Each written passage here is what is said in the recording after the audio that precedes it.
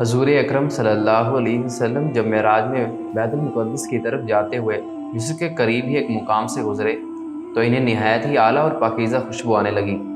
آپ صلی اللہ علیہ وسلم نے حضرت جبرائیل علیہ السلام سے پوچھا کہ یہ خوشبو کیسی ہے؟ جواب ملا کہ فرعون کی بیٹی کی باندی مشاطہ اور اس کی اولاد کی قبر سے آ رہی ہے۔ پھر حضرت جبرائیل علیہ السلام نے اس کا قصہ بیان کیا کہ مشاط فرعون کی بیٹی کی خادمہ تھی اور وہ خفیہ طور پر اسلام لا چکی تھی۔ ایک دن فرعون کی لڑکی کو کنگھی کرتے ہوئے اس کے ہاتھ سے اتفاقاً کنگھی گر پڑی۔ وہ اسے اٹھانے لگی تو اس کی زبان سے بے ساختہ بسم اللہ نکل گیا۔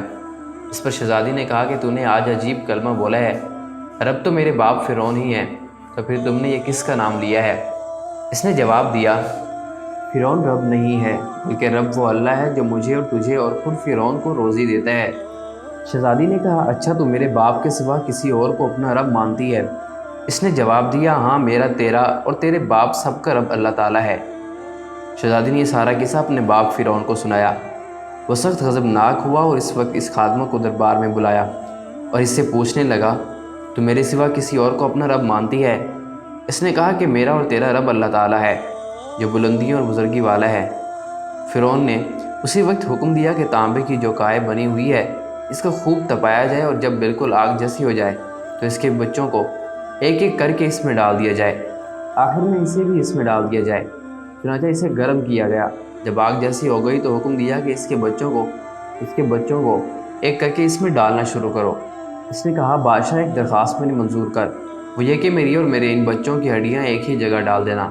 بادشاہ نے کہا، ٹھیک ہے، تیرے کچھ حقوق ہمارے ذمے ہیں اس لیے منظور کرتا ہوں۔ اس کی دونوں بچیں اس کی آنکھوں کے سامنے اس میں ڈال دی گئی اور وہ فوراً جل کر راکھ ہو گئی۔ پھر سب سے چھوٹے بیٹے کی باری آئی جو ماں کی چھاتی سے لگا ہوا دودھ پی رہا تھا۔ فرعون کے سپاہیوں نے اسے گھسیٹا۔ اس نیک بندی کی آنکھوں تلے اندھیرا چھا گیا۔